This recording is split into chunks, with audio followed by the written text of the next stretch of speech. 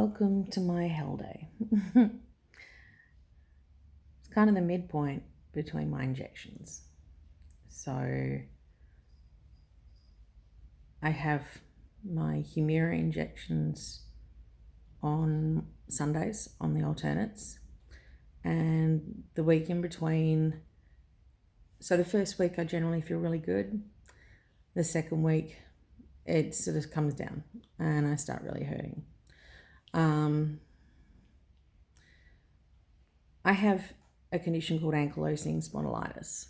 I also have fibromyalgia and a fun little collection of mental health ones as well, between ADHD and adjustment disorder and so on.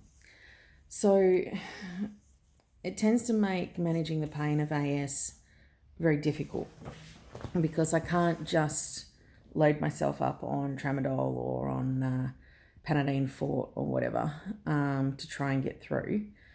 And my psychiatrist doesn't really want me on too much anyway because there's the risk of serotonin toxicity. So that leaves me reliant on Humira and my rheumatologist, who I see today. I've been seeing this wonderful, wonderful rheumatologist for about 2 years now. She's up at the Hollywood Hospital in Perth, so she's Andrea Hassani, and it was thanks to her that I finally got some answers on why I felt like hell every day, not just having a couple of days a week or a couple of days a fortnight where I couldn't function. Back then, life was very, very difficult and very different. These days, I have it lucky, we're able to have, not because of my AS, but because of my partner. We have a housekeeper that cleans for us, so it takes the load off how much I've got to do. We have gardeners that come in and we have lawn mowing people, and that makes life a hell of a lot easier.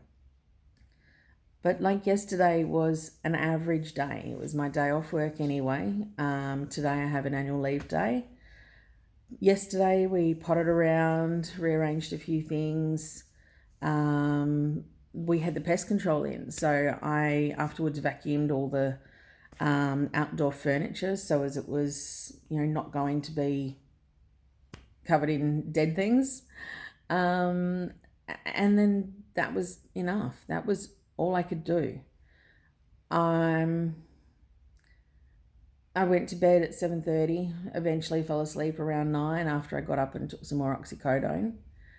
And now I'm sitting on the couch trying to face the world after a hot shower and wishing that somebody could just take my hip, rip it out and replace it with a better model.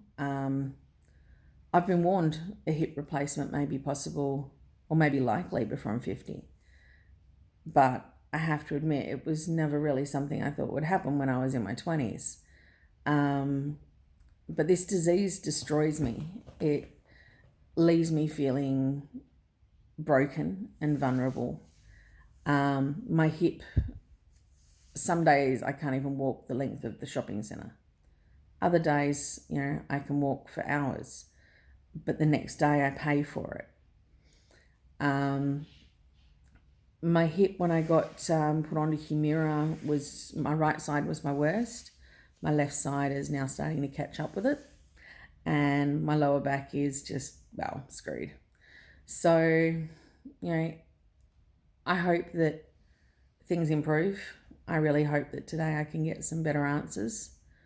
But for now, this is me wishing I could run a marathon, lose all my weight, and feel like a human being again, because for now, it's just not happening.